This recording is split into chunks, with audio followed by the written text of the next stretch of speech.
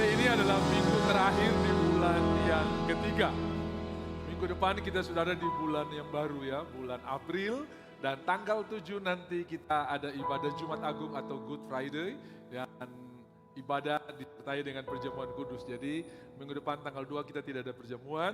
Kita mengakhiri bulan ini dengan perjamuan kudus. Saudara-saudara, di dalam Kejadian pasalnya yang ke-14 ketika Abraham selesai berperang melawan raja-raja dari timur, ada salah satu raja yang disebutkan yaitu Raja Elam. Elam itu adalah nama kuno untuk Iran, saudara ya. Jadi raja-raja dari timur ini datang menyerang ke lembah Yordan dan keponakannya Lot juga ikut ditawan. Waktu Abraham mendengar, dia mengerahkan orang-orang yang lahir di rumahnya 318 anak muda. Mereka lari naik ke Yerusalem karena dia tinggal di Hebron. Lewat Yerusalem sampai ke utara, sampai ke Damaskus atau Damsyik. Dan peperangan terjadi di sana. Dia membebaskan Lot dari tawanan, menggantikan semua miliknya. Lalu begitu dia masuk ke Yerusalem, Melkisedek menyambut dia. Saya percaya banyak saudara yang mungkin telah berperang, telah berjuang, dan saudara-saudara hari ini Tuhan menyambut saudara untuk istirahat di dalam anugerahnya, di dalam berkatnya. Kenapa? Di dalam hadirat Tuhan kita diberikan kekuatan yang baru. Saya percaya orang-orang yang menanti-nantikan Tuhan mendapat kekuatan yang baru. Setuju, katakan amin. Dan pasti saudara setuju, hari Minggu biasa tensi kita jauh lebih normal, saudara ya. Hari Senin mulai naik lagi, saudara. Artinya saudara bisa bikin hari Senin sama seperti hari Minggu, hari Selasa sama seperti hari Minggu. Seperti saudara mempersiapkan hati untuk ibadah, begitulah mempersiapkan hati untuk bekerja. Ya, pasti semuanya ada di dalam berkat Tuhan yang luar biasa. Nah, saya ingin mengajak saudara untuk melihat bagaimana Abraham mendapatkan berkat yang luar biasa dari Tuhan. Itu sebabnya hari ini kita tidak akan terjebak dengan rutinitas. Karena ini bukan perbuatan kita kepada Tuhan. Tapi ini perbuatan Tuhan kepada kita. Amin. Ini perbuatan Tuhan kepada kita, kebaikannya, anugerahnya yang luar biasa. Dan 21 Korintus pasal 11 berkata setiap kali kamu melakukannya, kamu mengingat akan Tuhan. Ingat Bapak Ibu, bukan cuma hidup kita dikasihi Tuhan, mati pun dikasihi. Jadi hidup mati kita dikasihi. Mazmur 116 biasa orang taruh di karangan bunga ya. Berharga di mata Tuhan kematian semua orang yang dikasihi. Bukan yang mengasihi, tapi yang dikasihi. Sampai mati pun saudara dikasihi Tuhan. Apalagi hidup saudara ya. Tidur saja dikasihi Tuhan. Mazmur 127 ayat 4. Bangun pagi-pagi tidur sampai tengah malam mencari sesuap roti untuk dimakan. Dan Tuhan memberikan berkat kepada orang yang dikasihi atau dicintainya pada waktu tidur. Jadi mulai malam ini robah doa tidur saudara. Tuhan berkati istirahat kami, Tuhan jaga lindungi kami. Gempa-gempa boleh terjadi tapi Tuhan berikan. Bukan, ya toh? Sudah bilang begini, aku mau pergi tidur sebagai orang yang dikasihi Tuhan. Haleluya. Sadarlah kalau engkau bisa melayani karena engkau telah lebih dulu dilayani Tuhan. Kalau engkau bisa mengasihi Tuhan karena engkau telah lebih dulu dikasihi Tuhan. Dan orang yang sadar dan mengalami dan percaya menyadari kasih Tuhan buat hidupnya selalu akan berdiri sampai ke akhir walaupun banyak tantangan. Masih ingat Petrus? Dia bangga perbuatannya kepada Tuhan. Masih ingat Yohanes? Dia bangga perbuatan terhadap dirinya. Siapa yang bertahan sampai akhir? Yohanes. Semua mundur malam ini, Satra mundur. Semua iman tergoncang saat rada. Dia orang pertama yang menyangkal Tuhan. Ketika ditanya, kenalkah engkau akan dia? Saya tidak kenal. Pakai swear, pakai sumpah. Sumpah, saya terkenal dia. Di mana Yohanes waktu Tuhan Yesus ditangkap, dia ada bersama-sama. Bahkan sampai di depan salib. Ibu, ini anakmu. Anak, ini ibumu. Masih ngobrol di depan salib, saudara. Orang yang menyadari betapa Tuhan mengasihi dia. Tantangan tidak akan menghentikan langkahnya. Pergumulan tidak akan menghentikan langkahnya. Dia akan berjalan sampai ke akhir. Kenapa? Dia sadar Tuhan mengasihi dia. Amin. Jadi saudara-saudara, kalau kita sadar Tuhan itu kekuatannya jauh lebih hebat daripada saya ini melayani Tuhan pagi-pagi bangun, tidur semuanya saya sudah siapkan karena akan mau pergi ke gereja kenapa banyak tantangan. Lalu ada orang bilang, percuma sudah ibadah-ibadah. Kenapa? Orang yang beribadah dapurnya berasap terus. Kita yang ibadah masalah terus. Nah itu zaman Maleaki saudara ya. mereka jadi putus asa gara-gara mereka sudah berbuat baik, tapi mereka mengalami persoalan. Hari ini kita bukan di zaman Maleaki, tapi kita zaman kasih karunia, di mana perbuatan Tuhan jauh lebih hebat daripada segala yang lain. Bisa bilang amin? Jadi sadarlah Tuhan mengasihi kita. Bukan Abraham yang membuat perjamuan, tapi Tuhan yang melakukan perjamuan buat Abraham. Ingat, kita sangat dikasihi oleh Tuhan. Tanamkan ini dalam hidup saudara, begitu bangun pagi lagi nyisir, aku sangat dikasihi Tuhan. Ya, kalau saudara bisa nyanyi G, kalau saudara bisa nyanyi begini. Aku mengasihi Engkau. Bukan karena saudara punya perbuatan dan berkat itu Tuhan turun, tidak. Tapi karena saudara udah dikasihi oleh Tuhan. Dan saya mau berkata buat saudara, di dalam 1 Yohanes pasal yang pertama, darah anaknya menyucikan kita. Ayatnya yang ke-7. Setiap kali orang-orang kusta akan ditahirkan, maka imam akan mengambil darah, menempel atau memercikan atau menaruh di cuping tangan telinga kanan mereka, jempol tangan kanan, dan jempol kaki kanan. Semua yang didengar dikuduskan Tuhan. Semua yang dikerjakan Tuhan buat berhasil. Semua keputusan dan langkahnya diberkati oleh Tuhan. Sesudah itu dia mengambil minyak, mengurapi darah yang sudah dipercikan tadi. Di dalam pasal yang kedua dari 1 Yohanes. Dan pengurapan itu akan mengajarkan kamu, sehingga kamu tidak perlu diajarkan oleh orang lain. Sesudah kita terima darah Yesus, urapan Roh Kudus akan turun, sehingga kita tahu mana yang harus kita perbuat. Tiba-tiba saudara sadar, ini bukan bagian saya tidak akan ambil. Ini bukan milik saya. Kalau saudara ketemu ada barang yang hilang, siapa yang punya? Pengurapan akan mengajarin saudara. Tapi kalau tidak ada pengurapan, puji Tuhan ini berkat, ini pasti ada orang lihat ini. Haleluya. Pengurapan akan mengajari kita. Amin? Amin. Ih, kenapa suami saya jadi belain sekali? Dia tidak tahu pengurapan telah mengajari dia sesuatu yang berbeda. Amin? Hei suami, kasihilah istrimu sama seperti Kristus mengasihi jemaatnya dan menyerahkan nyawanya buat jemaatnya. Amin? Amin suami-suami? Kok istri yang amin? Ini buat suami bukan buat istri. Jadi jangan salah hafal, bilang kiri kanan jangan salah hafal. Itu tadi baru pendeta buah bilang itu papa pu ayat, bukan mama punya. Mama punya itu, hei istri, tunduklah kepada suami. Karena salah hafal, istri bilang begini, sebelum kau mengasihi, satra tunduk kau.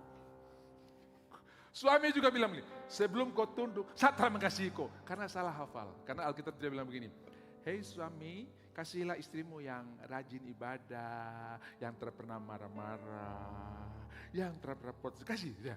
Kalau yang tidak begitu, jangan kasih dia. Tidak ada, ya tidak ada. Lalu istri, tunduklah kepada suamimu. Tapi yang itu yang cinta Tuhan, yang selalu kasih uang belanja, yang tidak pernah simpan di kos kaki, gitu ya. Tidak. Semua, ya, saudara-saudara.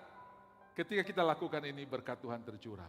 Nah, jadi setiap kali kita melakukannya kita ingat bagaimana kasih Tuhan yang luar biasa. Saya berdoa sepanjang minggu ini karena sepanjang minggu ini kita akan lewati 1 bulan. Ini minggu ini tapi rasa 1 bulan. Kenapa? Orang paling bersuka cita tanggal 2 tapi orang paling stres tanggal 20 saudara ya. Tapi saya berdoa saudara setiap hari saudara harinya Tuhan. Sebab hari ini hari yang terbaik. Besok sudah mulai masuk bulan tua. Sebab hari ini hari yang terbaik. Tidak ada yang berpikir begini, aduh besok saya mau kasih bon dulu. Tidak ada saudara ya. Kita berpikir besok Tuhan telah mencukupkan jauh sebelum saya memerlukannya. Makanya orang yang kenal Tuhan, hidupnya berkemenangan. Salah satu nama Tuhan adalah El Shaddai. Semua bilang El Shaddai. El Shaddai artinya Tuhan yang menyediakan jauh sebelum kita memerlukannya. Kata Sat dalam bahasa Ibrani itu artinya buah dada atau payudara. Sebelum anak saudara lahir, saya belum pernah hamil. Tapi saya punya 2 anak yang dikandung oleh istri saya. Dan saya lihat sebelum anak itu lahir, asinya sudah ada sebelum dia butuh. Artinya Tuhan telah siapkan sebelum saudara membutuhkannya. Amin. Itu Allah El Shaddai. Jadi sebelum saudara perlu, Tuhan sudah siapkan. Tuhan bukan seperti toko bangunan yang lihat stok dulu. Aduh minta maaf, kopo permintaan baru saja dibeli orang 5 menit lalu. Kita tunggu dulu pesanan dari Jakarta 2 minggu lagi baru tiba. Tidak. Di gudang penyediaan Tuhan tersedia berlipat kali ganda. Makanya Tuhan berkata kepada orang Israel, ambil mana untuk hari ini, jangan untuk besok. Karena setiap pagi baru, besok berkat Tuhan baru buat kita. Amin. Berikanlah kami pada hari ini makanan kami hari ini. Bukan makanan kami sepanjang minggu ini. Bukan, saudara ya. Itu doa Bapa kamu, bukan doa Bapa kami, saudara ya. Makanan kami yang secukupnya. Nah, saudara, pastikan saudara, yang belum dapat bisa lambaikan tangan kalau ada yang belum dapat. Semua sudah dapat ya? Mari kita ambil roti. Tuhan, obah roti di tangan kami menjadi daging. Memakannya, mata kami terbuka. Tadi kami melihat masalah, sekarang kami melihat jalan keluar. Tadi kami merenungkan vonis dokter, sekarang kami merenungkan firman Tuhan. Tadi kami berbicara fakta, sekarang kami berbicara kebenaran. Tadi kami berbicara dompet kami yang sudah menipis, tapi sekarang kami berbicara kelimpahan Tuhan yang mendatangi kami dengan luar biasa. Terima kasih Tuhan, karena waktu kami memakannya, ada kekuatan yang baru, ada berkat yang baru. Kami tahu kami akan melanjutkan hidup ini, perjuangan kami yang sudah Tuhan siapkan berkat yang luar biasa. Karena ketidakberhasilan kemarin bukan akhir dari hidup kami, tapi awal kemenangan yang luar biasa. Karena Tuhan telah mendahului kami dan kami ingin berjalan bersama-sama dengan Tuhan lewat persekutuan dengan tubuh dan darah-Mu. Percayakah saudara bahwa roti di tangan kita adalah persekutuan dengan tubuh Kristus? Makan dengan percaya dan terima kebaikan Tuhan, terima berkatnya dalam nama Yesus. Haleluya.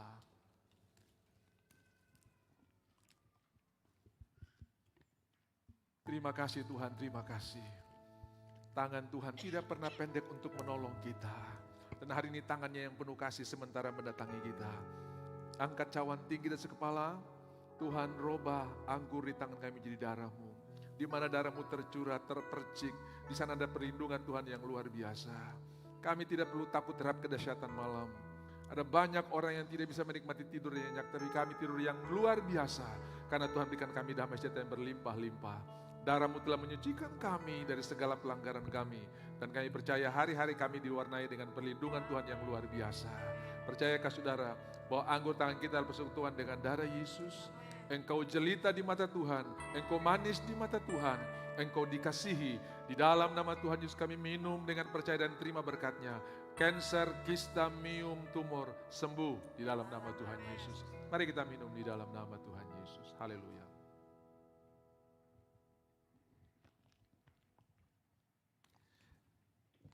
Terima kasih Tuhan, terima kasih Tuhan, terima kasih Tuhan.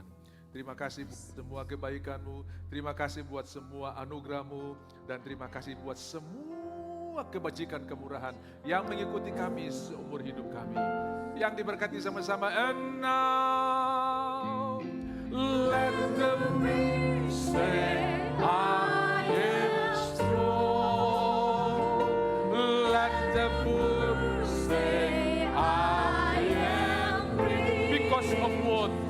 Because of what God has done for us. And now, let the weak say, I am strong. Let the poor say, I am rich. Because of what? Because of what God has done for us. Give thanks. Give thanks. We give thanks. We give thanks. We give thanks. We give thanks. Terima kasih Tuhan memberkati. Puji Tuhan. Saya akan mengajak saudara untuk kita lihat satu nyanyian syarah. Ini intro di pembukaan ibadah ini. Satu nyanyian syarah dari 15 nyanyian syarah. Di dalam kitab Mazmur ada nyanyian syarah yang cuma 15 pasal. Dari pasal 120 sesudah pasal terpanjang 119 sampai 134. Jadi setiap kali mereka akan naik ke bait suci ada 15 anak tangga. Tangga pertama mereka akan baca 120. Tangga kedua mereka akan baca 121. tangga ketiga 123, dan seterusnya sampai tangga ke-15, 134. Dan nyanyian syair yang 15 ini ditulis oleh beberapa orang. Ada Daud di sana, ada juga Salomo. Yang tulis 127, berkat Tuhan pangkal selamat, itu Salomo. Yang selalu orang kalau peletakan batu, mau pembangunan rumah, selalu mengutip ayat ini. Kalau bukan Tuhan yang membangun, sia-sialah usaha orang membangunnya. Kalau bukan Tuhan yang mengawal kota, sia-sialah para penjaga berjaga-jaga. Itu Mazmur 127 yang ditulis oleh Salomo. Kenapa? Pembangunan bait suci yang dikerjakan oleh Salomo karena Daud tidak diizinkan Tuhan untuk membangunnya, itu adalah bait suci termegah, terhebat yang setiap kali orang menyaksikannya akan terkagum-kagum, padahal Salomo bukan seorang arsitek. Lalu Tuhan berkata kepada Salomo, "Hei Salomo, panggil Bezalel, saya sudah urapi dia untuk menjadi tukang pandai emas, pandai besi. Dia yang akan merancang semua yang sudah saya tunjukkan untuk dilakukan." Makanya dia tulis, kalau bukan Tuhan yang membangun, sia-sialah usaha orang membangunnya. Itu 127. Tapi yang saya ingin kita lihat 121. Ya, Tuhan penjaga Israel. Saudara-saudara, di dalam Mazmur 1 atau nyanyian siara yang kedua, ya, aku melayangkan mataku ke gunung-gunung. Dari manakah akan datang pertolonganku? Gunung sesuatu yang bisa disentuh, sesuatu yang bisa ditaklukkan. Gunung tertinggi di dunia, Mount Everest ya, puncak tertinggi, sudah ditaklukkan. Tetapi saudara-saudara, Tuhan, bukan kita yang taklukkan Tuhan, Tuhan yang taklukkan kita, saudara ya. Gak ada orang yang bisa menaklukkan Tuhan. Aku melayangkan mataku ke gunung-gunung, sesuatu yang bisa dijamah, bisa ditaklukkan. Dari manakah datang pertolonganku? Pertolonganku ialah dari Tuhan yang melebihi gunung, saudara ya. Kediaman Tuhan melebihi segalanya. Jadi hari ini saudara-saudara, kalau saudara lihat gunung Suliat, kepala dinas Suliat ini, bisa tolong waktunya lihat Tuhan. Hanya melihat saya. Waktunya lihat Tuhan. Mataku tertuju kepada Tuhan. Pertolonganku ialah dari Tuhan yang menjadikan langit dan bumi. Ia tidak pernah tertidur, tidak pernah terlelap. Tuhan tidak pernah tertidur, tidak pernah terlelap. Tuhan tidak pernah terlambat, walaupun kadang-kadang kelihatan lambat. Tuhan tidak pernah salah, walaupun banyak orang suka mempersalahkan Tuhan. Ya toh? Banyak orang bilang Tuhan teradil. Masa orang yang, Asaf pernah menulis Mazmur 75, kenapa mujur orang-orang fasik? Kenapa orang-orang yang menghina-hina Tuhan semuanya aman? Tuhan tidak adil. Saya ingat ada sebuah cerita, seorang yang selesai makan siang lalu beristirahat di sebuah taman, dan itu dia beristirahat di sebuah pohon beringin yang tinggi sekali. Sudah tahu pohon beringin kan? Besar sekali. Lalu pohon beringin itu buahnya kecil-kecil. Lalu sementara dia beristirahat, terus dia bilang begini, Tuhan ini memang teradil. Masa pohon beringin yang begitu besar buahnya kecil, baru pohon apel yang pendek-pendek buahnya besar-besar. Tuhan ini teradil. Sementara dia bilang Tuhan teradil, tiba-tiba buah beringin jatuh kena di pujidat. Langsung dia lompat, Tuhan ternyata engkau maha adil. Coba kalau beringin ini besarnya kayak kelapa, mati saya sudah. Nah kadang-kadang kita menilai Tuhan dari hal-hal seperti begitu. Tapi saudara, Tuhan itu adil, Tuhan itu tidak pernah salah ya. Ada lagu lama sekali, coba ini lagu lama sekali. Bahkan saudara mungkin belum lahir lagu ini ditulis. Yesus tidak pernah salah, Yesus tidak pernah salah. Oh, Yesus tidak pernah salah. Apa yang dibuatnya baik buat saya. Apa yang dibuatnya baik buat saya. Yesus tidak pernah. Kadang-kadang ketaatan kita kepada Tuhan membuat situasi jauh lebih buruk daripada yang kita harapkan. Mungkin ada saudara yang pernah mengalaminya. Di dalam 2 Raja-Raja pasal 8, ada seorang yang didatangi oleh Nabi Tuhan yang berbicara atas nama Tuhan. Demikianlah firman Tuhan, akan ada kelaparan di negeri ini, jadi kau pergi jadi orang asing di negeri lain selama 7 tahun. Siap, saya taat. Ada propertinya, ada ladangnya, ada hartanya yang harus dia tinggalkan. Tapi karena dia percaya dan taat kepada Tuhan, dia melakukannya. Sesudah 7 tahun, balik. Waktu dia balik, Ternyata keadaan tidak seperti yang diharapkan. Rumahnya orang sudah tinggal, ladangnya sudah dikerjakan oleh orang lain. Lalu dia pergi mengadu kepada raja. Sementara dia berjalan pergi ke istana raja, Gehasi yang adalah pembantu daripada Elisa lagi diundang ke istana untuk dimintain cerita tentang perbuatan-perbuatan besar yang dilakukan Tuhan lewat Elisa. Ceritain dong, saya kenal kamu kan asisten bosmu Elisa. Ceritain dong. Lalu dicerita perbuatan-perbuatan Tuhan yang luar biasa. Sementara perempuan ini berjalan pergi ke istana, Gehasi cerita, dia pernah bangkitkan ada anak yang sudah mati. Pas lagi cerita itu raja lagi menyimak, pintu istana digedor. Ada orang di luar yang ingin ketemu raja. Begitu pintu dibuka, Gehasi yang lebih dulu ngomong, nah ini. Saudara, sebelum engkau mengucapkan, menyampaikan niatmu, Tuhan telah mendahului. Sebelum engkau berbicara, Tuhan telah mendahului. Makanya dia yang ciptakan waktu, dia tidak perlu berjalan dengan waktu. Dia bisa mendahului saudara di hari Senin. Dia bisa mendahului saudara di minggu depan. Dan dia sudah reservasi berkat-berkat yang luar biasa. Sudah bisa lihat Tuhan sudah reservasi berkat buat perempuan ini. Jadi kadang-kadang kalau lihat dengan mata ikut Tuhan ini tambah susah. Tidak. Tuhan punya rencana yang jauh lebih luar biasa di balik itu. Begitu sampai di sana belum ngomong. Ini raja, ini dia sudah bisa baca itu di dalam pasalnya yang ke-8 dari kitab 2 Raja-Raja. Di pas pertama, ayo berkemaslah, ya, lalu pergilah. Kemudian ayatnya yang ke-5 dikatakan begini. Sedang ia menceritakan kepada raja tentang Elisa menghidupkan anak yang sudah mati itu. Tampaklah perempuan yang anaknya dihidupkan itu datang mengadukan perihal rumahnya dan ladangnya kepada raja. Belum ngomong, dia baru datang.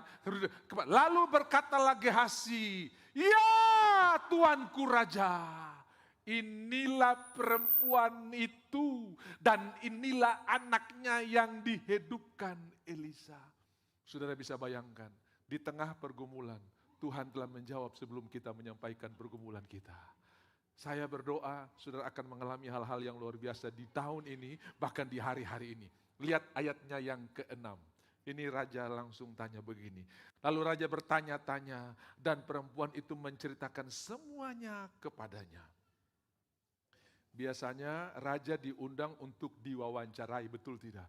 Kami dari televisi A sedang bersama-sama dengan Raja Israel dan kita akan dengar wawancara eksklusif. Hari itu raja yang wawancara orang, saudara ya. Raja yang wawancara orang, bukan orang yang wawancara, raja yang wawancarai. Lalu raja tanya-tanya, ada apa? Perempuan itu menceritakan semuanya. Kemudian lihat. Raja menugaskan seorang pegawai istana menyertai perempuan itu dengan pesan. Jadi perempuan ini dikasih pengawalan, dikasih jaminan dari istana. Pulangkan segala miliknya dan segala hasil ladang itu sejak ia meninggalkan negeri ini sampai sekarang. 7 tahun. Dia tidak sewa buruh, tidak sewa orang, tidak beli pupuk, tidak beli benih, tidak pakai traktor, dikembalikan full. Rumahnya dikembalikan, ladang dikembalikan, plus hasil. Saya tidak tahu mungkin ada jabatan saudara yang diserobot orang. Dengarkan, Tuhan akan mengembalikan lebih hebat dari itu. Aduh Bapak, ini SK ini tinggal tanda tangan. Orang serobot Bapak. Aduh Bapak, proyek ini sudah di tangan saya. Dikasih orang lain. Kau belum titik, masih koma. Kau belum selesai, masih ada berkat Tuhan yang luar biasa. Ya, padahal saya harap saya yang duduk di situ, tapi ya orang lain masuk. Belum selesai. Tuhan masih punya yang luar biasa buat saudara. Amin. Ayah saya pernah diserobot posisinya. Pangkat dan SK sudah siap. Tapi tiba-tiba anak buahnya halen dia. Tapi dia tetap lakukan segala sesuatu seperti untuk Tuhan. Hormat. Mungkin dalam hatinya ini dulu anak buah yang saya besarkan, kenapa sekarang dia sudah. Jadi ceritanya ada orang yang punya wewenang untuk menandatangani SK itu sudah mau pensiun. Lalu orang yang jadi anak buah papa saya ini masih kerabat. Dia bilang, sudah habis ini kan saya pensiun. Tapi saya tidak pernah melaporkan, tidak pernah menuntut, bahkan dia datang. seperti dia menghargai orang yang adalah bosnya dia. Siap. Sudah tahu Tuhan kembalikan jauh lebih hebat. Haleluya. Ladang diserobot, rumah diserobot, pangkat diserobot, pekerjaan diserobot. Belum selesai. Tuhan masih punya yang luar biasa. Amin. Pak, saya sudah dibilang nih, saya yang nanti akan berangkat ke Jakarta minggu depan. Tiba-tiba nama saya hilang, Pak. Orang lain yang berangkat. Kau nanti bukan cuma Jakarta, luar negeri Tuhan kirim buat kau. Ya terpercaya. Begitu dong serobot Jakarta, besok kau pergi ke imigrasi, bikin paspor. Kenapa, Pak? Karena Tuhan akan kasih lebih hebat daripada Jakarta. Bikin saja. Amin. Begitu kau bikin, Tuhan bilang, kau lihat tuh, dia sudah bertindak secara iman. Lakukan. Satu ketika pendeta mengundang jemaat untuk berdoa karena 3 bulan hujan tidak turun. Ayo jemaat, besok kita akan berdoa di gereja supaya Tuhan turunkan hujan. Dari semua jemaat yang datang cuma anak gadis 1 orang yang bawa payung. Loh bawa payung? Ya kan kita mau berdoa terima hujan. Jadi saya siap ini, sebentar lagi hujan akan turun. Kadang-kadang iman anak-anak jauh lebih polos daripada kita ini masih pakai logika. Betul ke tidak nih? Betul ke tidak? Hari ini percaya firman Tuhan, jadilah seperti anak-anak karena mereka yang empunya kerajaan surga. Anak-anak kalau doa orang sakit jauh lebih polos daripada orang. Itu kita kalau berdoa kira-kira Tuhan sembuhkan gak tidak ya. Bahkan kita berhenti berdoa karena orang yang kita doakan mati saudara ya. Aduh Pak. Kami ini, saya mulai pelayanan setiap berdoa orang mati. Sampai mereka sebut pendeta pencabut nyawa saudara ya. Kalau ada orang susah mati undang saja pendeta pencabut nyawa. Pasti selesai saudara ya. Tapi saudara bukan kita yang menjawab. Tuhan yang menjawab. Amin. Tuhan yang menjawab. Nah, perempuan ini dikembalikan har berlipat kali ganda. Kenapa? Karena dia menjadikan Tuhan sebagai tempat perlindungan dan tempat pertolongan. Aku melayangkan mataku ke gunung-gunung. Dari mana akan datang pertolonganku? Pertolonganku dari Tuhan. Waktu dia taat kepada Tuhan, Tuhan sudah merancangkan berkat yang jauh lebih hebat. Kau tidak akan pulang terima lahan kosong. Kau tidak akan pulang terima rumah yang tidak pernah dihuni selama 7 tahun. Tapi kau terima rumah bersih. Karena orang huni, semua bersih. Betul tuh? Rumah kalau dihuni kan pasti bagus toh. Kalau tidak dihuni, plafon jatuh, lantai bocor, tehel muncul semua. Tapi heran kalau dihuni, aman-aman semua saudara ya. Makanya orang bilang, biar saya kasih kontrak murah-murah, yang penting ada orang tinggal. Begitu kasih murah-murah sudah ditinggalkan, utang listrik, utang air full saudara ya. Ini bukan utang yang dia terima, tapi kelimpahan yang luar biasa. Makanya mari kita akan lihat, banyak orang salah mengutip bahkan untuk orang-orang yang mensahkan penderitaannya. Memang sudah begini saya pun nasib memang. Dong suka pakai ayat ini. Dan ayat ini kadang-kadang lebih suka dikutip, lebih banyak dibicarakan daripada keempat Injil yang bicara tentang kebaikan Tuhan. Ayat apa itu? Ayub 1 ayat 21. Tuhan yang memberi, Tuhan yang mengambil. Terpujilah nama Tuhan. Kalau yang pertama betul, dengan telanjang aku datang, itu betul. Ku tak membawa apapun juga saat ku datang ke dunia. Ku tinggal semua pada akhirnya saat ku kembali ke surga. Ada di sini saudara yang begitu lahiran, dia jari ada cincin emas. Ada? Begitu ada saudara, telinganya ada berlian.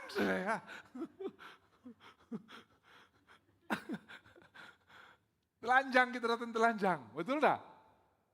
Aduh Pak, saya anak dulu lahir ada kalung emas di leher Pak. Tali pusar itu bukan kalung emas saudara ya. Telanjang kita datang, itu betul. Dengan telanjang aku datang, dengan telanjang juga aku akan kembali. Kita tidak bawa apa-apa ya. Ada saudara yang anaknya lahir di tangannya sudah ada ATM BRI. ATM dulu. Tidak ada saudara. Tapi kalimat yang selanjutnya, Tuhan yang memberi, Tuhan yang mengambil. Ini yang ngomong Ayub bukan Tuhan. Dan Tuhan itu bukan pengambil, Tuhan yang memberi, Tuhan yang mengambil. Kalau saudara baca cerita di atasnya, bukan Tuhan yang ambil, iblis yang ambil. Dan iblis menghadap, kok dari mana? Keliling dunia, misi. Iblis misi itu lancar dari dulu sampai sekarang, saudara. Keliling dunia, saudara ya. Dia keliling dunia, makanya saudara-saudara hari ini kita tahu Tuhan bekerja jauh. Saya tidak terlalu suka bicara perbuatan iblis, saya lebih suka bicara perbuatan Tuhan yang luar biasa.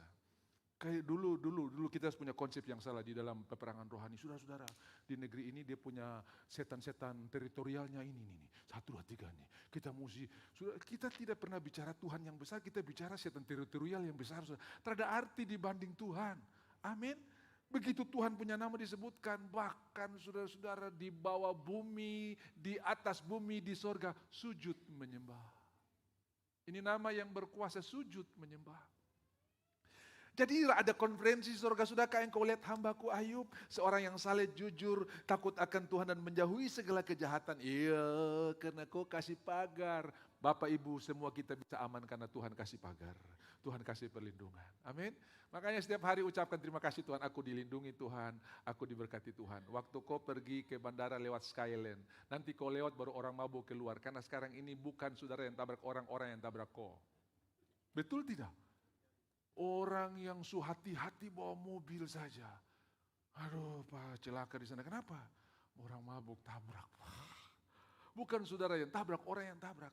Apalagi kau yang masih miring-miring bawa motor. Tiba ada yang selamat, itu betul-betul perlindungan Tuhan saudara ya. Ada yang sein kiri belok kanan. Aduh Tuhan. Cuma di Papua yang begitu saudara ya. Saya pergi ke pedalaman betul, sudah sein kiri belok kanan, ditahan polisi. Kenapa kok sein kiri belok kanan? Pak polisi mau percaya saka, percaya motor.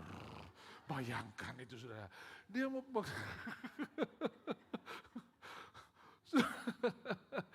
itu yang kita hadapi. Dan kalau kita bisa ada sampai hari ini, semua karena perlindungan Tuhan. Amin. Sudah tidak akan bertemu dengan kejahatan, sudah tidak akan bertemu dengan masalah. Dan kalau ada sampai terjadi, saudara ada dalam perlindungan Tuhan. Dan kalau sampai terjadi, tentu Tuhan membuat sesuatu yang jauh lebih luar biasa daripada apa yang saudara pikirkan. Aduh, saya so hati-hati percaya ada seorang hamba Tuhan berdoa, Tuhan, tolong saya punya mobil sudah butut, suka mogok dan pelayanan saya kadang-kadang terganggu cuma gara-gara mobil ini. Tuhan, aku sudah menerima mobil baru. Abis amin, dia jalan, orang tabrak dia, saudara ya. Tuhan, mobil subusuk baru dapat tabrak lagi Tuhan. Tapi ternyata yang nabrak ini punya asuransi all risk, bukan cuma ditabrak tapi juga menabrak. Dan akhirnya dia ganti mobil baru, padahal bukan padahal orang ini tidak pernah menyangka. Malah dia sudah bersungguh, Tuhan, saya punya mobil sebutut lagi, dapat tabrak lagi. Ternyata peristiwa itu membuat dia dapat mobil baru. Saya tidak bilang saudara ayo tabrak-tabrak orang bawa mobil supaya tidak. Tapi Tuhan bisa mengubah semuanya. Dia udah mendengar doa kita dan dia sudah, cuman cara menjawab dia tidak sama seperti yang kita pikirkan. Kadang-kadang dia kelihatan lambat tapi tidak pernah terlambat. Coba ini. Ini lagu sudah lama gak dinyanyikan. Tuhan tak pernah terlambat dan tak pernah terlalu cepat. Tuhan selalu tepat waktu dan tak pernah dia ingkar. Dan tak pernah dia ingkar janji. Nanti refrennya sudah nyanyi sendiri di mobil sebentar sudah ya. Kuasamu sungguh itu dia ya. Nah, sudah Tuhan tidak pernah terlambat. Kadang-kadang bilang Tuhan lama sekali pertolongan Tuhan. Akibat dari ketaatan dapat masalah, tapi Tuhan roh masalah itu menjadi berkat yang luar biasa. Dan Ayub berkata begini, Tuhan yang memberi, Tuhan yang mengambil. Dan semua orang bilang memang betul. Hanya untuk meneguhkan dia punya keadaan yang dia hadapi. Dong pakai ayat ini. Dan saya juga paling sering dengar ini ayat dihotbahkan di mana-mana. Apalagi kalau ada perkabungan. Ya toh? Di karangan bunga orang suka tulis ayat ini. Tuhan yang memberi, Tuhan yang mengambil, terpujilah nama Tuhan. Dan di list penjual karangan bunga, ini nomor 1 dari daftar tulisan itu saudara ya. Ya, mau tulis yang mana? Ayub kah? Mazmur kah? Wahyu kah? Itu karangan bunga punya list saudara ya. Dan ini nomor 1 dari listnya dia. Dan kebijakan kita, Ayub paling bagus itu, Ayub.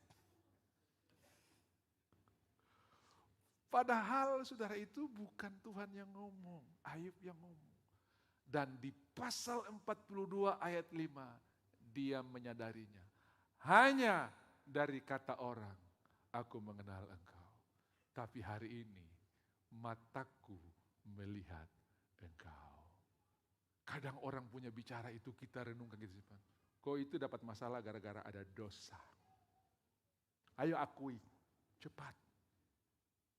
Makanya kau bertubi-tubi habis-habis. Ada dosa. Bersyukur saudara datang di sini saudara ya. Paulus berkata, pemberitaan yang membawa pada penghukuman saja ada kemuliaan.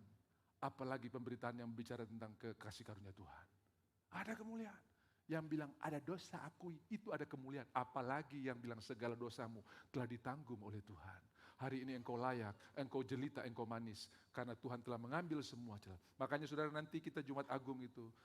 Saudara baca di Mazmur 22. Kenapa teriakanku siang dan malam tidak engkau dengar? Kapan Tuhan punya teriakan tidak didengar? Saudara lihat, Eli Eli lama sabachthani terjadi di antara gelap 12 sampai jam 3. Hari itu ada 2 malam. Malam yang pertama di Taman Getsemani, di mana Yesus ditangkap, diserahkan lewat Yudas Iskariot. Dan malam kedua, di mana dia berseru, Eli Eli lama sabachthani. Karena gelap gulita menutupi bumi, 12 sampai jam 3 petang. Itu gelapnya saya dan saudara. Stresnya kita, tertekannya kita diambil oleh Tuhan. Sehingga hari ini kita adalah orang merdeka. Tidak perlu pakai obat penenang lagi. Tuhan telah ambil malamnya kita. Supaya hari ini kita diberkati. Satu-satunya tempat di mana Tuhan memanggil Bapa di sorga, Allah, kayu salib. Dia tidak pernah memanggil Allah. Tapi hari itu dia memanggil Allah karena itu tempat saya dan saudara. Allahku, Allahku, mengapa engkau meninggalkan aku? Supaya hari ini kita bisa berkata, Bapakku, Bapakku, mengapa aku begitu diberkati? Karena Tuhan telah mengambil tempat kita dan kita telah mendapatkan tempatnya dia. Di mana berkat Tuhan menjadi bagian kita. Yang percaya katakan amin. Tepuk tangan buat Tuhan kita yang luar biasa. Haleluya! Kita terlalu dengar kata orang. Saya punya adat saudara ya. Kalau ada keluarga meninggal, hari ketiga orangnya akan datang. Dan kita kumpul di satu tempat. Kita dibodohi bertahun-tahun. Padahal tidak ada hubungan antara orang hidup dan orang mati ini saudara. Tapi kata orang ini, katong percaya. Dan kita tindaki. Hari ini ada kata Tuhan yang jauh lebih berkuasa daripada kata orang. Marta dan Maria.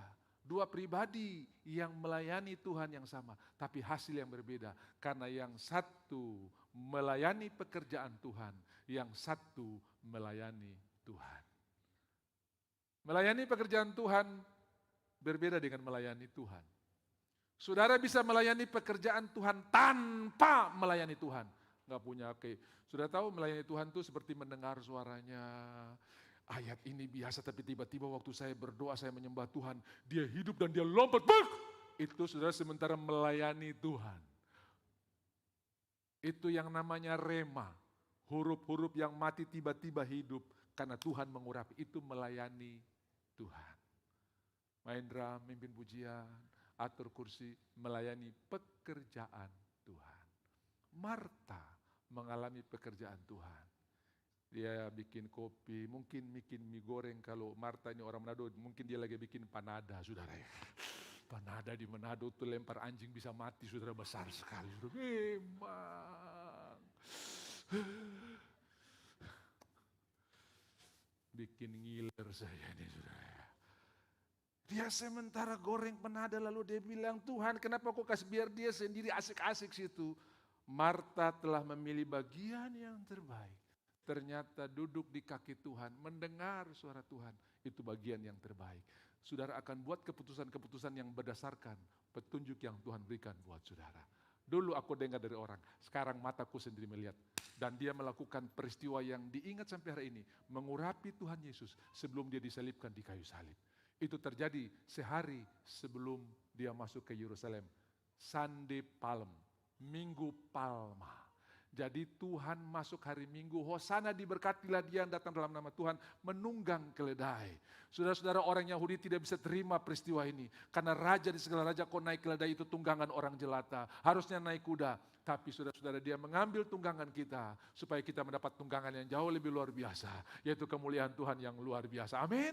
Dan mereka alas daun palem, jubah mereka buang, mereka taruh di jalan. Yang injak keledai, bukan Tuhan yang injak. Saudara, ada kehormatan yang Tuhan berikan buat kita ketika kita melayani Tuhan. Ketika Tuhan bersama-sama dengan kita, yang injak ke orang-orang lem itu keledai, saudara ya.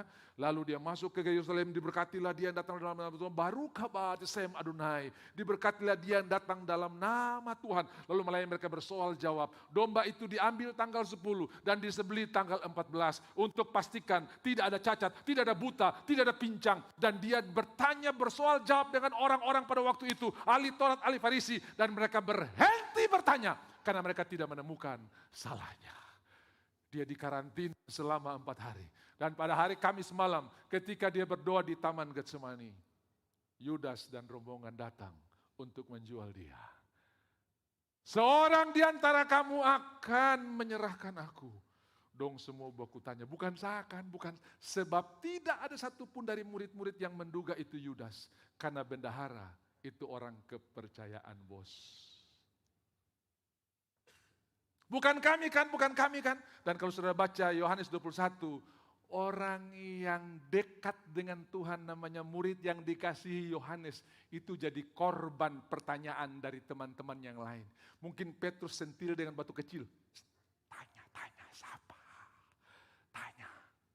Kita kalau soal siapa itu, cepat sekali.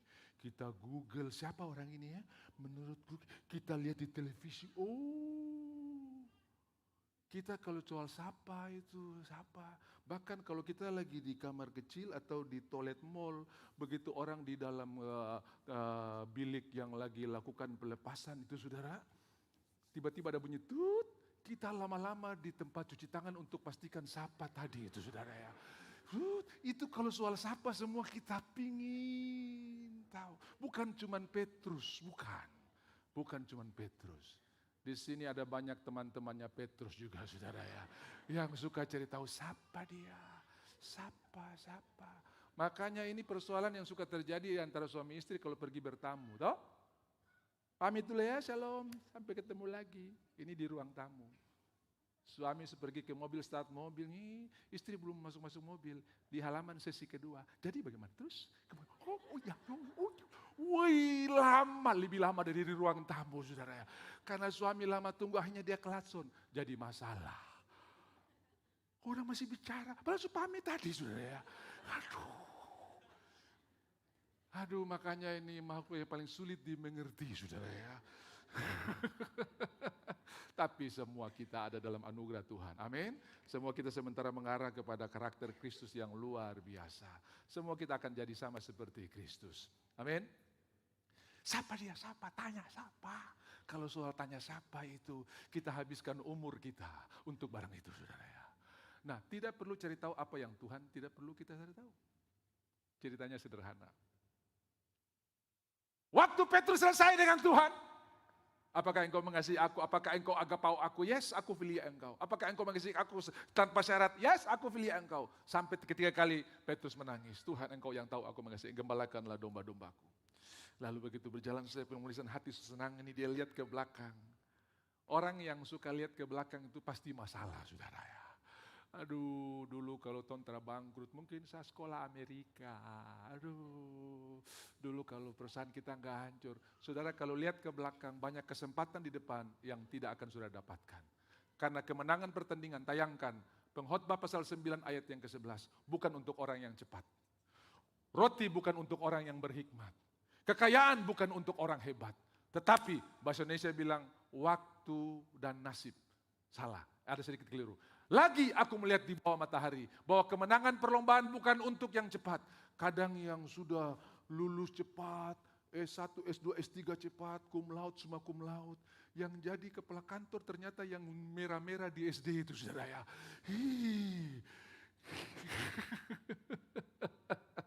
Saya tidak bilang, oh, kalau gitu anak kau jangan pintar-pintar merah-merah saja karena kau calon. Tidak, saudara. Karena kita bilang kemenangan pertandingan bukan roti dan keunggulan perjuangan bukan untuk yang kuat. Masih ingat Piala Dunia kemarin? Waktu di awal kalah dia tuh, aduh, gereja sunyi. Gara-gara deput tim kalah, saudara ya. Baru awal sudah kalah. Tapi ternyata dia yang juara, saudara ya. Saya ditanya tiap kali habis ibadah, Bapak Gembala pegang siapa? Ini tanya nih, Bapak Gembala pegang siapa? Saya bilang nanti yang juara, itu yang Bapak Gembala pegang, saudara ya. Kemenangan pertandingan, bahkan di awal dia kalah, saudara. Kalah. Tapi justru dia yang juara, saudara ya. Kau jangan pura-pura tidak tahu, kau tahu itu tuh. Bahkan kau ikut-ikut jam 4 subuh. Ngomong. Itu bendera lebih besar dari kapal layar, pulayar di laut itu. Saudara minta ampun. Saya bilang kalau dia tagati di roda kok habis ini, saudara ya. Tapi saudara, kemenangan pertandingan bukan untuk yang cepat. Dan keunggulan perjuangan bukan untuk yang kuat. Saya ingat satu waktu dalam satu olimpiade, sudah perlombaan maraton, sudah masuk putaran-putaran terakhir di stadion. Kan biasa yang di luar kan, itu 42,5 km kalau nggak salah. Ya, lalu sesudah tinggal beberapa putaran biasa masuk di stadion dan semua penonton tunggu di stadion. Mereka mulai tepuk tangan, wah luar biasa orang-orang. Nah ada satu pelari yang sudah di depan sekali. Tiba-tiba sudah dekat finish, dia kena kram. Dan kakinya terseok-seok. Orang bilang stop sudah. Nomor 2 masuk, nomor 3 lewat dia, nomor 10 lewat dia. Dia tertati-tati untuk pergi mengakhiri pertandingan. Dan sudah tahu apa yang terjadi? Ternyata kamera tidak sorot kepada juara 1. Peraih medali emas dilupakan oleh wartawan. Ini orang yang masuk urutan 10, malah didatangi oleh kameramen dan bertanya, kenapa kau nekat? Kenapa kau sampai begitu berani? Kenapa kau sampai begitu mau bertahan, mau mengalahkan rasa sakit hanya untuk finish, padahal kau sudah urutan 10. Dia berkata begini, negara saya mengutus saya jauh-jauh, bukan untuk memulai pertandingan, tapi untuk mengakhiri pertandingan. Saudara bisa lihat, malah yang masuk urutan 10 disoroti oleh kamera. Lihat, dan kekayaan bukan untuk yang cerdas, dan karunia bukan untuk yang cerdik cendekia, karena waktu dan nasib dialami mereka semua. Bahasa Inggris bilang time and chance. Semua bilang time and chance. Waktu dan kesempatan. Kalau engkau jalan dengan lihat ke belakang, banyak kesempatan yang Tuhan siapkan di depan akan engkau lewati. Bahkan Tuhan sendiri yang datang ingin menolong engkau akan anggap itu halangan. Minggir, saya mau lewat, padahal yang datang Tuhan. Karena kita lihat ke belakang. Dan orang yang lihat ke belakang, masuk got iya, tabrak tiang listrik iya. Makanya saya kurang terlalu setuju dengan lagu Mau Mere itu. Itu masuk got, karena tidak pernah balas kanan. Kiri, ke kiri. Got pasti sudah kiri terus. Saya bilang got ini. Coba balas kah? Kiri 3, kanan 3. Pasti tetap di tengah. Tapi ini kiri terus, kiri, got.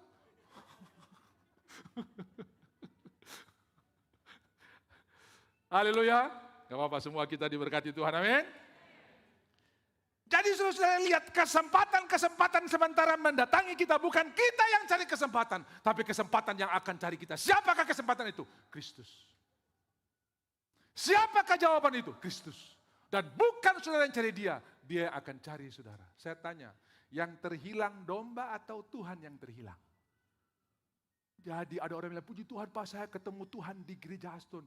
Emangnya Tuhan yang hilang, kok yang hilang. Bukan Tuhan yang hilang. Tuhan yang ketemu saudara. Tuhan yang mendapati saudara. Amin. Saya baca Lukas 15 berulang-ulang. Lalu Tuhan berkata begini, lebih baik satu orang yang memerlukan pertobatan daripada 99 yang tidak memerlukan pertobatan. Kapan domba yang hilang ini bertobat? Saya buka, tidak ada satupun domba bilang, aduh Tuhan aku terhilang, bawalah aku pulang, aku sudah berdarah-darah, bawalah aku pulang Tuhan. Gak ada satupun kalimat begitu. Yang ada cuma Tuhan menemukan domba itu. Tuhan memeluk domba itu. Tuhan mengangkat domba itu. Tuhan bawa pulang ke rumah, lalu Tuhan bilang, mari kita buat pesta, sebab dombaku yang hilang telah kutemukan. Tidak ada cerita, aduh Tuhan ampuni saya hilang. Tidak ada, cuman dia ditangkap, ditemukan, diambil, ditaruh di bawah pundaknya, dibawa pulang. Jadi pertobatan yang sejati menurut Tuhan, ketika kita mengizinkan tangan Tuhan memeluk kita, tangan Tuhan memberkati kita, itulah pertobatan yang sesungguhnya. Bukan perbuatan saudara kepada Tuhan, tapi perbuatan Tuhan kepada saudara. Dan ketika engkau mengizinkan perbuatan Tuhan kepada saudara, itulah pertobatan yang sejati. Haleluya. Amin. Lalu dia bawa pulang dengan sukacita dan buat pesta. Mari kita berpesta, sebab dombaku yang hilang telah ditemukan. Lalu dia tulis, lebih baik satu orang yang butuh pertobatan. Artinya ketika engkau merelakan dirimu untuk dipeluk Tuhan, diberkati Tuhan, itu pertobatan yang indah. Periksa hati, periksa hati, periksa hati. Jangan-jangan ada yang kau simpan. Kalau Tuhan melihat kita menurut hati kita, maka keadaan kita akan naik turun. Waktu hati kita mantap, oh puji Tuhan, hari ini saya layak. Begitu hati, aduh saya tertuduh sekali. Aduh saya telah layak hari ini. Kenapa kok terakhir perjamuan? Karena saya telah layak. Up and down, up and down. Saudara layak bukan karena perbuatan saudara, hati saudara, tapi karena hati Tuhan. Yesus diperiksa selama 4 hari, gak ada salahnya. Tidak ada salahnya. Dialah anak domba Allah yang tidak bercacat dan tidak bercela. Ketika domba itu dibawa untuk disembelih, maka imam akan memeriksa domba, bukan memeriksa orang berdosa. Semua bilang domba yang diperiksa, bukan saya yang diperiksa. Semakin bagus dombanya, semakin besar berkat yang akan dia terima. Dan Yesus anak domba yang tidak bercacat, diperiksa semua orang tidak ada salahnya. Makanya kita layak terima berkat yang terbaik. Karena anak domba kita tidak bercacat, tidak bercela. Bukan hati saudara yang diperiksa, tapi hati Tuhan yang diperiksa dan tidak ada salahnya. Bukan pikiran saudara yang diperiksa. Tumbuh pikiran ini kacau-kacau, apalagi di gereja kadang-kadang lebih kacau daripada di rumah. Kau ku sembah. Ini pasti dia ke gereja bukan mau cari Tuhan, dia mau cari jodoh. Tuh saya tahu dia. Kau ku sembah. Dia itu utang banyak. Kau baru tiba-tiba iblis bilang kau di rumah Tuhan. Aduh, saya telah layak. Kau Tuhan ampuni. Bukan kau yang diperiksa. Kau layak menerima berkat karena anak domba tidak bercacat dan tidak bercela. Haleluya. Makanya kalau pikiran itu datang sapu masa depan luar biasa karena bukan saya yang periksa. Sapu domba yang diperiksa dan tidak ada cacatnya. Aku terima berkat Tuhan yang begitu kan? Kadang-kadang kita begitu kan? Dia lagi utang pulsa 100.000 belum bayar tapi jam baru dia sudah beli. Lihat tuh belum suruh angkat tangan dia sudah goyang-goyang dia tangan supaya dong lihat ada jam baru di sana. Saudara-saudara kadang-kadang kita jadi terganggu dengan situasi itu. Dengarkan, hari ini engkau layak, jelitaku, manisku, tidak ada salah padamu. Kenapa? Karena anak domba kita mewakili kita. Bukan kita yang mewakili anak domba, bukan. Layak engkau menerima berkat Tuhan. Sekarang tegaklah kepalaku, hadapi lawanku. Siapa lawan kita? Iblis. Kita di mata Tuhan disebut saudara-saudara. Ayat terakhir. Wahyu pasalnya yang ke-12. Ayatnya yang ke-11. Wahyu pasalnya yang ke-12. Dan, coba mulai dari ayat 10 dulu, ayat 10. Dan aku mendengar suara yang nyaring di sorga berkata, sekarang telah tiba keselamatan dan kuasa dan pemerintahan Allah kita dan kekuasaan Dia yang diurapinya, karena telah dilemparkan ke bawah pendakwa saudara-saudara kita. Jadi saudara ini sorga sebut saudara. Jadi waktu saudara berseru, Tuhan dengar. Iblis bilang, Tuhan telah dengar kau berdoa. Saudara dengar, saya dipanggil saudara loh. Saya dipanggil saudara. Di dalam bahasa Inggris, itu lebih kental lagi. Dan kalau saudara baca di dalam Matius 12 ayat 49 dan 50. Siapapun yang melakukan kehendak Bapakku di surga, dialah saudaraku laki-laki, dialah saudaraku perempuan, dialah ibuku. Jadi saudara ini di sorga ada kakak, ada kartu keluarga. Jadi kalau kau berdoa itu, kau berdoa tidak dengar, kau salah, sapu kartu keluarga ada. Tuhan pasti jawab. Mana? Tuhan pasti jawab. Mana? Tuhan pasti jawab. Mana? Tiba-tiba Tuhan datang buat Abraham. Tahun depan engkau punya anak laki-laki. Namamu bukan lagi Abram, tapi Abraham. Artinya Bapa segala bangsa. Sarai istrimu, buang i-nya jadi Sarah. Kita punya aku, I. Bahasa Inggris itu memang sedikit sombong. Semua I pasti huruf besar. I, me, and myself. Itu sudah saya. I. Buang jadi Sarah. Abraham ada ditambahkan unsur Jehovahnya, hanya Abraham, Allahnya ditambahkan. Mamsara, mungkin masih kaku, sudah betul? Masih kaku. Kadang-kadang kalau kita mulai roba panggilan kita buat pasangan kita kan suka kaku tuh. Sayang, kaku. Pertama kali saya dengan istri bilang, bagaimana kalau Tom praktek dulu? Bagaimana? Mulai hari ini saya panggil kok mami, kok panggil saya papi. Saya panggil mami, dia bilang, ya pipa. Sudah salah sudah ya. Waduh.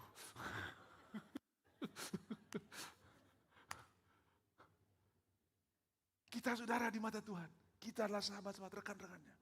Saudara-saudara Abraham ditambahkan hanya. Lalu dong mulai baku panggil. Sarah. Tetangga dengar. Aduh kasihan, tua bangka itu. Dong terlalu rindu anak. Sampai dong sebaku panggil Abraham dengan Sarah. Coba tong panggil dokter jiwa dulu, cek dong pu saraf, jangan dong sakit saraf ini. Saudara, kadang-kadang pengajaran salib itu kebodohan bagi dunia. Kita bisa dibilang saraf oleh orang, tapi sorga berkata engkau jelitaku, engkau manisku. Lalu tiba-tiba Sarah balas, iya pap Abraham. Waktu mereka ganti nama, sebentar lagi mujizat terjadi. Waktu saudara mulai robah perkataan saudara, sebentar lagi mujizat yang sudah disediakan, saudara terima. Sebentar lagi. Alkitab kita dimulai dengan kuasa perkataan, mulailah ucapkan berkat. Dan saudara-saudara kita, sebab mereka mengalahkan dia, lanjut ayatnya, oleh darah anak domba Allah, ayat 11 tadi, Wahyu pasal 12, dan mengalahkan dia oleh darah anak domba Allah, tadi kita sudah terima, dan oleh perkataan kesaksian, aku diberkati, aku dikasihi, bukan pikiranku, bukan otakku, tapi pikiran Kristus, karena mereka tidak mengasihani nyawanya, mereka tidak mengasihani nyawa sampai ke dalam maut. Artinya, kita tidak percaya logika kita tidak percaya apa kata kita, tapi kita percaya apa kata Tuhan. Aku diberkati, aku dikasihi. Saya percaya firman Tuhan ini akan membebaskan saudara dari stres, sakit hati, kebencian. Karena Tuhan mewakili kita, suci, mulia, pikirannya kudus, Keluaran pasal 18. Dan pikiran itulah yang membuat kita dipanggil, jelitaku, manisku. Engkau sangat berharga di mata Tuhan. Tuhan mengasihi saudara. Berikan tepuk tangan yang luar biasa buat Tuhan kita. Mari kita bangkit berdiri. Dan kita bersyukur buat perbuatan Tuhan yang luar biasa.